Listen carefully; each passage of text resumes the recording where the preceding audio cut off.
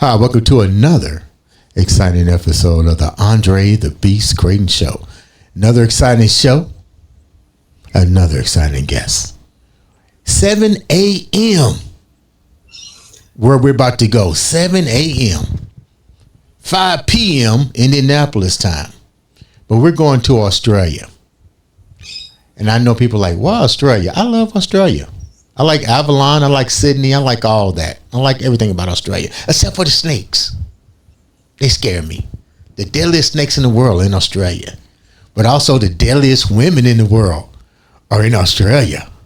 And we definitely have one of the deadliest inspiring women who's taken the social media by storm. Let's welcome all the way from Australia, Miss Liz Rose, to the show. Liz, what's going on? Hello, thank you so much for having me. I'm so excited to be here. Love the accent. Love it. Pleasure to be here. Thank you. Thank you. I love yours also. Before we get started, tell me a little bit about who Liz Rose actually is before we get into your journey of that beast mindset and basically what you're doing with social media and what you're doing with modeling. Tell us a little bit about yourself. I know you're born and raised in Australia. What part of Australia? Give us a little bit about who you are. Yeah, sure. Well, I live in a little town just south of Sydney, so most people will be familiar with Sydney. So I live in a little coastal town down the coast from there, which I absolutely love. Love being near the beach. It's wonderful. So for me, I've worked in the corporate space for, over nearly 3 decades now, and I've worked with senior leaders and executives and done coaching with them and all of that sort of thing. But then on the other side, I've also done quite a bit of modelling all through my young years, and even as a more mature woman now, with a wonderful agency called Silver Fox Management, who are absolutely wonderful. And yeah, so I do a little bit of modelling through that agency, and I've kind of recently started to post some of the information that I've gathered over the decades on body language and, psychological ways of being able to relate to people and connect with people and understand people better. And so that's something that's kind of really starting to take off. It hasn't been going for very long, but people really seem to be taking a shine to it. So I guess they're kind of the elements of me in terms of what I do with myself. And I'm a mum also, so I have 2 older children who I love dearly. So, yeah. Let's go back a little bit, because your journey started with not even trauma. It started with a young girl being shy. And now you're modeling, now you're teaching body language. Let's go back a little bit as a young girl. Explain how being shy kept you from evolving. Yeah, I mean, it's been a huge thing for me as I was a young child. My mum, I can't remember, but my mum tells me stories of me hiding behind her legs. When somebody goes to say hello to me, I was quite terribly shy. So it's been a huge thing for me overcoming that. I think I've always been on the sidelines, a little hesitant to speak up when I was younger. And so it's really taken a lot of intentional effort over the years for me to step out of that comfort zone. And as I grew older, I've really made a point of challenging myself in social situations. I've placed myself into career roles that required communication. And eventually I realized that confidence isn't something that you kind of wake up with one day. It's something that you have to build through doing things, through action. So, looking back, I'm really proud of how far I've come. Now I love connecting with people, sharing ideas and engaging in conversations like this one with you. You talk about the handicap of your situation, being shy. How long did it take for you to come out of this? And when did you recognize that this was you was either going to have to face it, deal with it? And if so, what age was it that you started to come out of it and evolve? And what was the steps that you did to help you transform out of the shyness to keep your career moving a little bit further? Yeah, I think I've always, I probably first really recognized it as a teenager. And then, as we all do, we kind of put this mask on and we pretend to be confident and we pretend to, not have that social anxiety or that shyness. So I think I started to develop it without really knowing what I was doing. I kind of started to develop working on that as a teenager. But then when I had children in my early 20s, things that you go through kind of ask more of you. You have to speak up for yourself. You have to have an element of confidence. Otherwise, you kind of can't really get through life successfully. So I think it was in my early 20s that I really started to work on it. And then what I started to do is I got myself educated and I started to apply for positions that seemed a little scary, a little out of my reach. And I've really, ever since then in my early 20s, when I started doing that in terms of my career, I really have made a point of challenging myself and trying to reach just a little bit further than I think I'm potentially even capable of. So I've always taken the attitude of say yes and then figure it out later. So it's just been a slow evolution. There wasn't a particular moment in time where I woke up one day and I decided that I'm going to be confident, Liz. It was an evolution, and I've been working at it every day since, and I still work at it. Now that you can look back on that, what are some of the opportunities that probably bypassed you because of the fact that you had this situation happening to you? Because usually it takes a series of things, trials and errors, what we might call it. But what were some of the opportunities that were missed? Even though you were young, these are still opportunities that your shyness probably handicapped you from getting it. Now that you can look back, what were some of those things? I think some of the opportunities, probably when I was a young person, were around my. We have a friend on board with us. we have a little feline friend on the set with us. We do. I did shut the door, but she loves to bust her way in. So. That's all right. That's all right. So I think probably some of the opportunities, I feel like I haven't really missed out on any opportunities in terms of my career. That's an area where I really feel like I've pushed myself and I've challenged myself and I've done quite well in terms of that area. So I've really made sure that I didn't let that hold me back. But I think probably when I was younger, maybe in my teenage years, was more around friendships. So just being a little quieter, not engaging with people as much or in the way that I potentially could have. If I knew what I know now and I could do my time again, I probably would be somewhat different. Even though I had a nice small friends group, it didn't sort of hamper me too much, but I feel like I really noticed it then. Yeah. What was the breakthrough moment for you? You're taking jobs that are opportunities, not say jobs. You're taking opportunities that you normally wouldn't take with a little bit of fear factor. Let's be real. This is you're stepping into uncharted waters. Well, you're from Australia, home of the great whites, so it's not like you haven't been in the beach, knowing that they exist. But you've gotten into the water with the great whites. But what was the most challenging part for you? Like, do you remember the road that you took, or was it several roads to get to where you was at, where it was your breakout?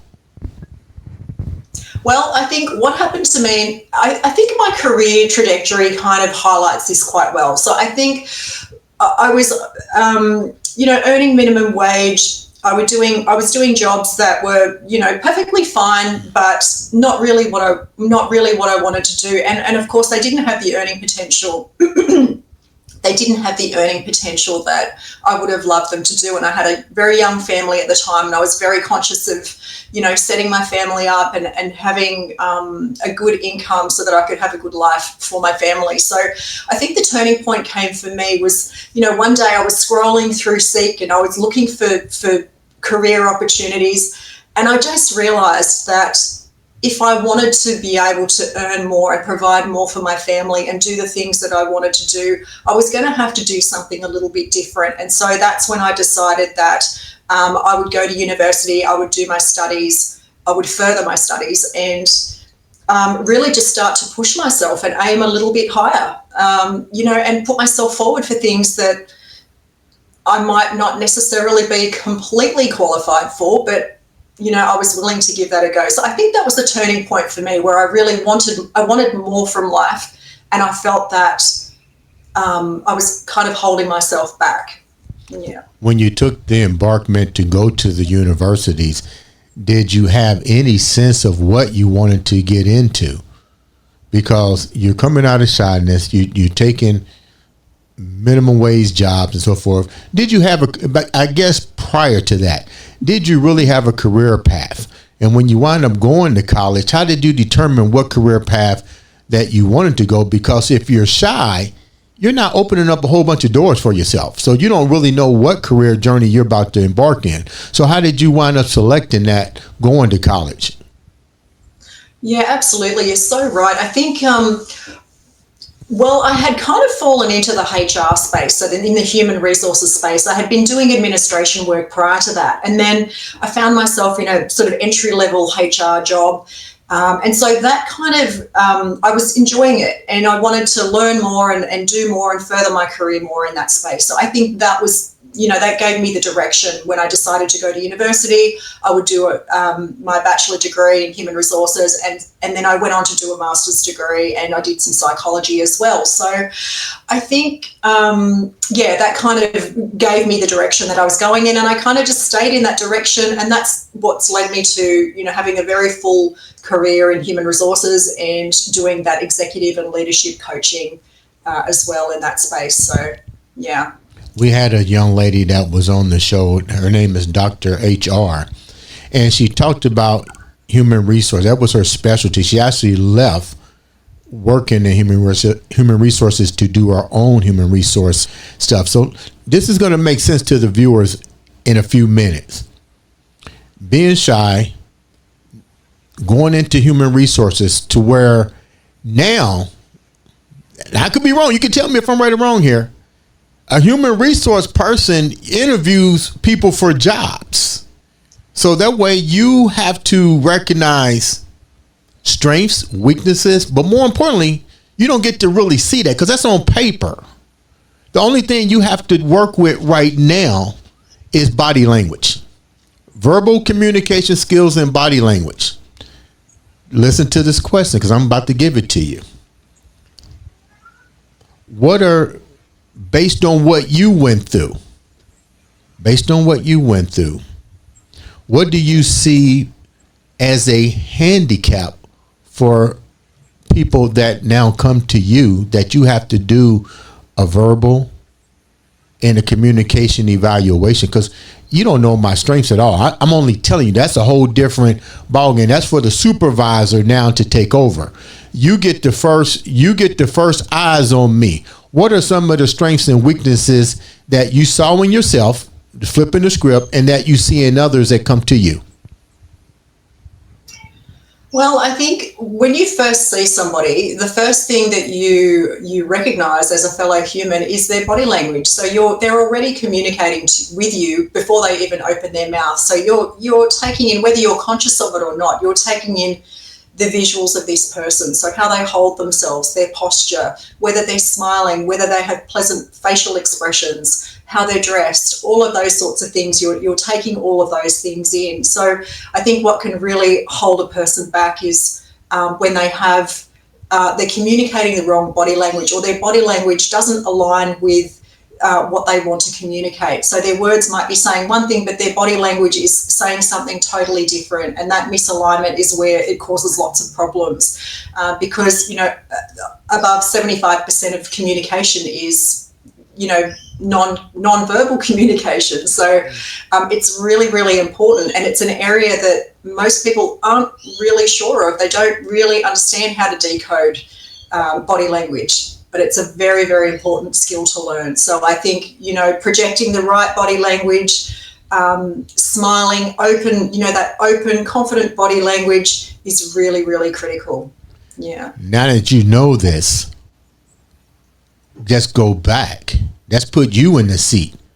What did you not bring to the table when you was going to be interviewed by HR because you hadn't homed down on your craft yet. So when I'm going with this with the viewers is letting them know, okay, you didn't have that body, the body language. You didn't have the skill set at that time when you're going for these interviews. But now that you're looking back, what do you think were some of the things that you was clearly missing? Because a lot of times opportunities don't come because HR has a rules of engagement that they have to follow when they're hiring.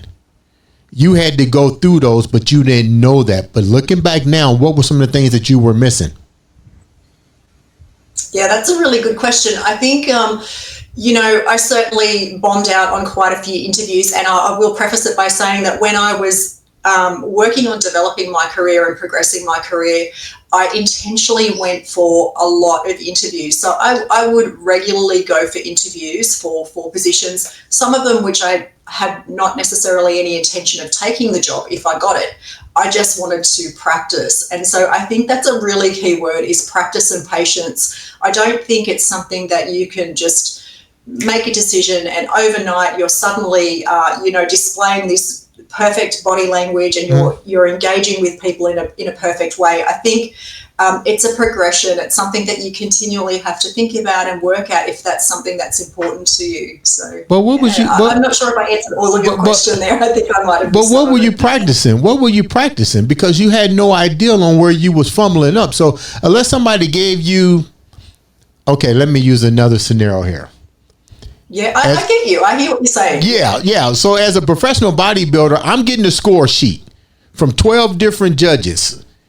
They're all going to look at something to tell me why I placed where I placed. You're going for the job interview. Are they sending you a letter in the mail saying, you know what, we liked you, but you know what, your body language wasn't hitting. We liked you, but you didn't give the right questions. So how did you know what to perfect? Did they give you the insight and said, look, you're great, however, yada, yada, yada? Well, I think a lot of times when you go for an interview and you may get some feedback from the organisation, sometimes they don't give you any feedback at all, but sometimes they're very helpful and they do provide feedback. But I do feel that it's quite, it's not always giving you all of the detail or necessarily the things that truly made them not decide on you as the correct candidate. So you do have to take in the feedback that they give you, but you also need to kind of analyse your own performance and really kind of think about where you may have gone wrong. So I really went into every interview with the intention of doing better than the last one. It's just this gradual process of improvement. And so it was almost not a game. I wouldn't say that it was a game, but it was almost like a little competition with myself to do better and improve. And I think certainly when I first started, I had no idea about body language and things like that when I was in my early 20s. But I was able to recognise what people responded to. And so when they responded well to something, I registered that. And when they didn't respond well to something, I also registered that. So over time, I think I built up the skills.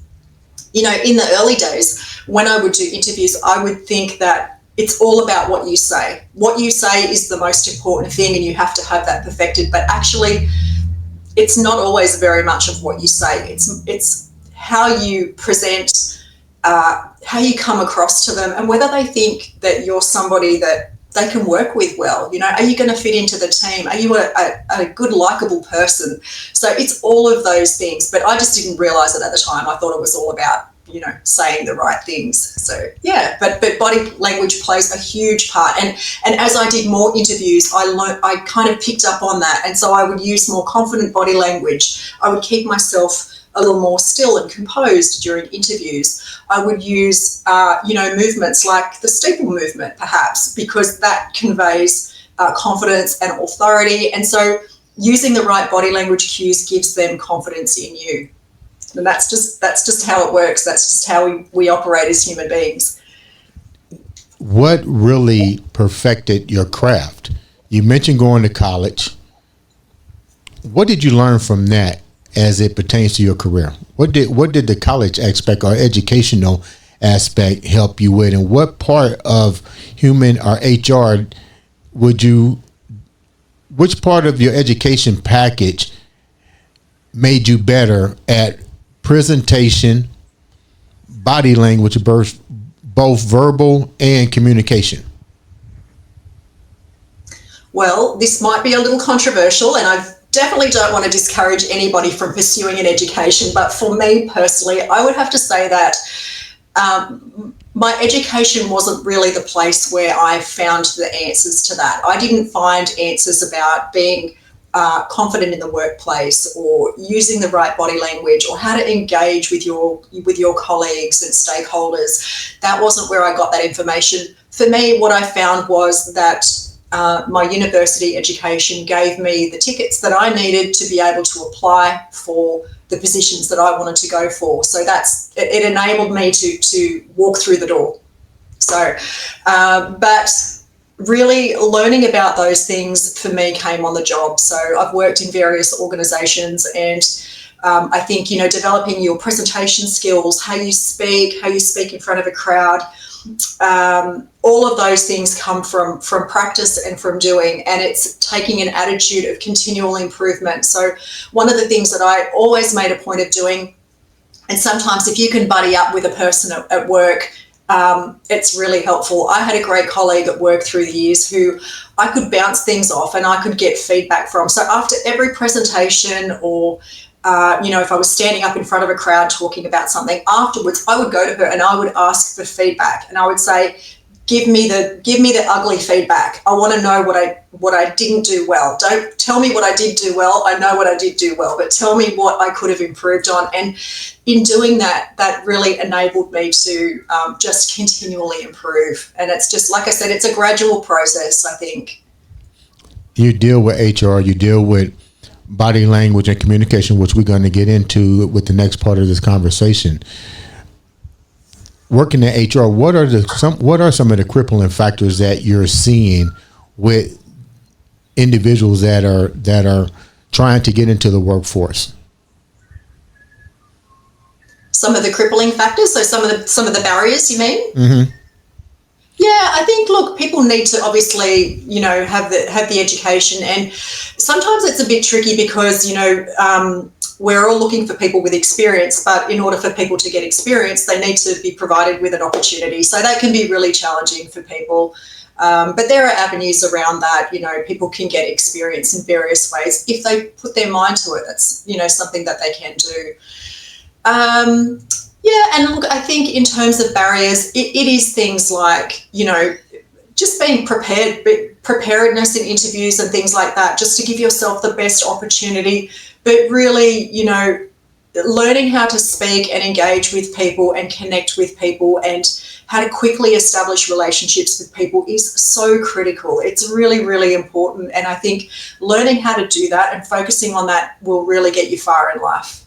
What are at least 3 of the major starting points that you would recommend for somebody to make this an easier transition? Because you went to college, you had to figure it out for yourself, but now that you have figured it out, what are the top 3 things that you would recommend for people to help improve these skills?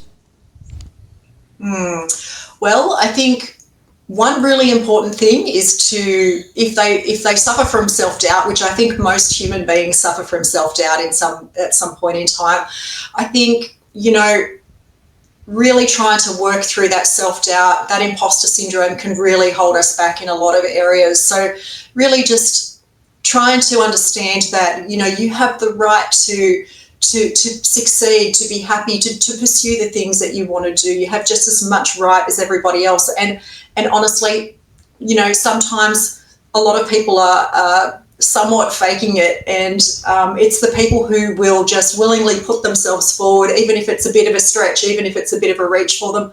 They will put themselves forward for things, whereas other people take the attitude that, I couldn't do that. I'm not qualified enough to do that, or I'm not, important enough to do that. So I really think it's just, re-looking at that attitude of self-doubt. And I think the other thing that can hold people back, and this was certainly the case for me, is when you don't have a clear vision of where you're going or where you want to go. That's something that honestly has somewhat held me back throughout my life, because it's if you don't know where you're going, how can you get there? It's easy to feel, lost or like you're falling behind compared to others who have it all figured out, and at times for me, I've questioned whether I'd ever find something for myself that truly clicked. But what I've learned is that doubt doesn't mean that you're failing. It's just part of the process. Mm-hmm. So I've, figured that out. And instead of fearing uncertainty, people just need to embrace it. And the more they lean into that, the more confident they'll become in their ability to, adapt, learn, and carve their own way forward. So overcoming that mindset shift is really important. How difficult was it for you as you got older to shift that mindset? Because you mentioned at least two key words here. You mentioned imposter syndrome and you mentioned self-doubt. How difficult was it for you to understand those and work on removing those in order for you to move forward? I think it's awareness is really important. So if you have awareness of something, then you can sort of take steps to correct it. I think just recognizing that you do suffer from self-doubt or imposter syndrome, and that actually most people at some point do suffer from imposter syndrome. It makes it more relatable. It's not just you that feels this way. So, and I think, you just taking an attitude where you have to be willing to do difficult things. You have to be willing to push yourself. If you want to stay in your comfort zone, that's totally fine, but you have to understand that you may not be able to progress in the area that you want to progress in. You really have to be able to push through those barriers, those mental barriers. So I think that's, something that is just a gradual process. You have to keep working on it. It's a daily thing. It's a daily thing that you need to do. How did the doors open up for the Silver Fox Management? You're a model.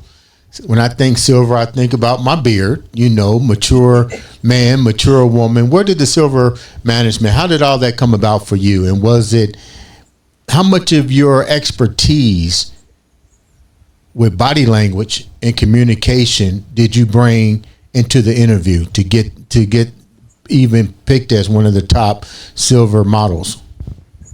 Well, that's actually a really good point, and I've never thought about it before. I've never really thought so much about the connection, but it is such a good point. And I think to take you back, I've been doing modelling since I was quite young. So since I was in high school, I've been doing various types of modelling, and I've modelled for some quite large brands that everybody would recognise. So it's kind of been a feature in my life all the way along, even though I haven't made it my full-time career.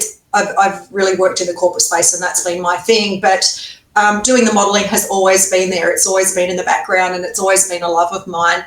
But I think even when I was younger and I was doing the modelling, body language absolutely plays a huge role in it, because when you are modelling, you do have to present a certain type of body language, even to get your foot in the door. Like you said, with an agency like Silver Fox Management, you have to present yourself in a certain way. And I did that when I went to meet with them. I, submitted my photos and made some inquiries. They were interested in what they saw, and then they invited me for a meeting, and I went along to that meeting. But had I turned up to that meeting and, had my arms crossed and been looking down at the floor and not making eye contact and not engaging with them, I don't think that they would have, remotely given me an opportunity. So it's really just engaging the right kind of behaviours to communicate what it is that you want to communicate. And I think it's something that can be learned. It's really just kind of like a set of behaviours that we learn. So, when I was young and I was shy, I was really just demonstrating all the behaviours of a shy person. So what I had to do was really learn a new set of behaviours of somebody who was confident. And so you can just replace those behaviours with different behaviours. And I'm not saying it can happen overnight and it's going to be, a perfect transition. It is a gradual thing, but, if you think about it like replacing the behaviours of a shy person with the behaviours of a confident person, and you start to consciously do that, you'll make the change. You can absolutely make the change. I think anybody can make the change if they really want to. Why Silver Fox? You're a beautiful woman. You've been modeling for years. I'm pretty sure you're very selective in who you want to photograph you. I know you're selective in who you want to carry your brand. You're from Australia. Why Silver Fox? They're a wonderful agency. I was absolutely thrilled. I had actually submitted myself forward for a few agencies, and I did have a few positive responses back. But I ended up going with Silver Fox Management. They were the ones that I really wanted to work with. I love their ethos. I love what they represent. You know, they're very they represent older models, and they present them in a way that it's just wonderful. Like, we have, 90-year-old models on a catwalk. It's just incredible. It's just changing the perception of older people, and changing society's perceptions of older people and their use by date, so to speak. So I think that's that dialogue is really starting to change, and Silver Fox Management, I think, play a huge role in that. And I'm really proud to be working with them. I think they're an absolutely wonderful agency, and I love what they represent. What are people saying about the mature Silver Fox women? What are they saying behind the scenes? That you guys shouldn't be there, or you guys are the new face of a generation that people once thought couldn't cut the mustard, so to speak? No, not at all. From what I see, I think people are absolutely embracing it, and you can see it now with brands. You'll see commercials for brands on TV, and they're embracing grey-haired models, and they've got young women mixed in with older women in their campaigns, and it's just beautiful to see. They've just been missing out on such a large proportion of the market. It's been crazy that it's taken this long for them to recognise this, but I think their brands are really starting to embrace it. Even young people are really starting to embrace it. I follow many people on social media who are older influencers or just older people online who I think have a wonderful message. And I look through the comments, and the comments are just so wonderfully positive. Young people are saying, I want to be like you when I get older. And, it's lovely to see. How does that make you feel when they say they want to be like you when you get older? I mean, do they really need to say that when you get older? I mean, I can't think of any woman right now that would trade her hair color to turn silver. How difficult was it for you to say, okay, I'm going to be typecast in this particular realm of women, and let's get real. I mean, I don't know. Like I said, I don't know. Maybe it's a culture thing, or state or country. But in the United States, I don't know many women I can go up to and say, dye your hair silver, or dye your hair gray. They will look at me like I'm crazy. So why do you feel like do you feel like it's harder to be accepted in the United States versus like Australia and London and other areas? I don't necessarily know. I mean, I'm probably not the person to comment on that, but I think from my own, from what I think that the perceptions and the judgments that people have, that human beings have, is probably quite similar wherever you go, whatever country you go in. And I think, for me, I can only talk to my personal story. Excuse me.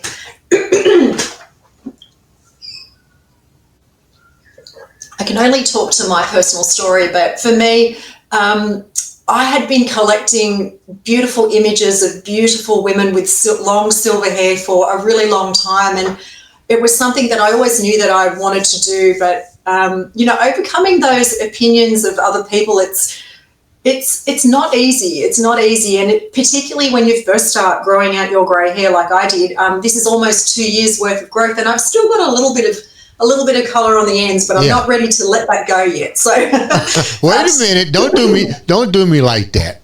Don't do me like that. Why are you afraid to let it go? And was it how difficult was for you to really accept that you're about to change? You're going into a whole different part of your life now, and you're representing silver. So why is it difficult to let the rest of it show? Well, it's not difficult, but for me personally, I quite like long hair on myself. So I could chop my hair off at my chin and I would be completely transitioned to grey, but I'm not ready for that short haircut. So it's not that I don't want to be fully grey. I absolutely do. But when my hair, as it grows out, I will get rid of the coloured bits on the end. So, I'm can't absolutely you dye it? Can't you dye it? Pardon? Can't you dye it? Did I dye it? No, I said, can't you dye it and go completely silver? Oh, well, you can, but it's quite a process. And for those who understand hairdressing, you would have to bleach it completely white almost, and then put a silver toner over the top of it. And my hair is very fine and very delicate, and it just can't cope with that process. So I actually did have a wonderful hairdressing salon approach me and said that they wanted to do the full transition on me, but because of the bleaching process, I politely declined because that would just destroy my hair. So I'm happy just to take it slow, let nature take its course and just do its thing. And I think, I think it's a wonderful thing. And I want to show that you can be grey and you can have beautiful, long, healthy hair. My hair is the healthiest it's ever been, by the way, because I've stopped dyeing it. And I want to show that you can still be a beautiful woman or a handsome man and have grey hair, and you don't have to look like a little old granny in her nightgown and rollers. You can look, beautiful and radiant and still be fully participating in life and doing all of the wonderful things that you want to do. Well, thank you for mentioning us men. Because I love my silver and gray or whatever color. I love it. I embrace it like you would not believe. I've actually got, it's really funny. And this is my question to you. When I started to let my gray go out, or silver, I call it silver, and blonde or whatever goes out, it's amazing the number of people that come and talk to me. And they ask the same question, like, how long did it take? Is that natural? How does it become salt and pepper? How do you make it wave up? It's a conversation piece that never gets old. And I get more from men than I do women. Yeah, that's so interesting, isn't it? I've experienced the same thing, but I have to say I've experienced it from men and from women. They're quite fascinated and they're very positive about it. I think the grey looks wonderful on you. And I think people are really interested. I had a young man, he was probably in his mid-20s the other day, and he said to me, can I ask you a question? How do you get your hair color like that? Like, what do you dye it? And I said, it's not dyed, it's just what grows out of my head. And he seemed quite confused, but I think I get a lot of positive comments. I mean, in the beginning when I first started growing it out and I had, the little grey stripe at the top, I could see that when I was out and about in public, people were kind of looking at me and they looked somewhat confused, like, is that deliberate? Is she letting herself go? Or so it was a little bit challenging to move through that first sort of 6 months. But once people start to realise, it's deliberate, she's deliberately growing out her hair, I've had such wonderful positive comments. Although I have had some comments from people who have said, aren't you going to why don't you dye your hair again, or aren't you going to dye your hair again? Meanwhile, their partner is standing right beside them and they're fully silver. And I've said, have you asked your partner why they're not dyeing their hair? Like, why is this question directed at me? Perhaps because I was a woman. I'm not too sure. You know what? It looks great. I'm glad that you're taking the bull by the horn and doing what you want to do to make a difference in both so much. The women of all ages. Let's call it like this: women of all, because we got younger girls that are looking at you as role models, and we need to get rid of this stereotype that if you're gray, you're old, you're worthless, you're whatever. That's bullcrap. Because I at one point had that mindset. I'm like, I'm gonna just let it grow. Now, on the lighter side, before we wrap up, you're taking the social media by the storm, and you're talking about the importance of verbal and nonverbal skills, and its importance to helping to elevate your brand, elevate your place in the workforce, and more importantly, to be able to communicate to people in general. Because a lot of people are scared to talk to you eye to eye. They do like this. They look down, or they're cat standing. We've lost the ability. Look at the cat. That's my buddy. He just wants to be on TV. Give him his 5 minutes of fame. Is it a boy or girl? Is it a boy or girl cat? She's a girl, but she presents herself at the most inopportune times. she's very hard to control. She likes to be right in the middle of everything I'm doing. With that said, we even now have a point to where we have lost the ability to communicate with each other. I think I shared this on the last episode that now we're being validated by likes, subscribe buttons, and even the way in which we communicate now is now a whole different language. It's emojis and WYD, hi, LOL, and some of us still don't know what all of it means. You're in corporate America, HR. This is a two-part question. Why the need to go to social media with verbal and nonverbal skills? And how is it now affecting the labor force, the employment division? Because the younger generation is talking a whole different language. Absolutely, yeah. Look, I'm deeply passionate about the work that I'm doing in video creation. I think sharing these insights and these practical tips to help people develop their verbal and non-verbal skills is really important. I've really come to understand just how important it is in the workforce, and just in general in everyday life, but developing our relationships. I think body language is, it's this secret language almost. It's subtle, it's incredibly powerful. People are becoming, more curious about how to decode it and how to use it effectively to their advantage, how understanding it can transform their presence and their interactions, whether that be in the workplace or with their family, with their friends, with somebody that they're dating. And, what excites me most is just helping people to master their own body language and their behaviour so that they can communicate with intention and with confidence. Because when you understand the psychology behind, human behaviour and body language, you're just unlocking the ability to be more influential, to be charismatic, to be more attractive to others, not just physically, but in the way that we connect and the way that we engage with each other. So I'm loving being able to break this down for people and, turning these psychological concepts into practical, actionable steps that people can use. So, I yes. like that. So, Liz Rose, how can the viewers reach out to you, support you, and follow your journey? Well, they can catch me across all social media platforms. My handle is Liz Rose Official, so that's on Instagram, TikTok, YouTube, all of the major social media platforms. So if they look up Liz Rose Official, they should find me.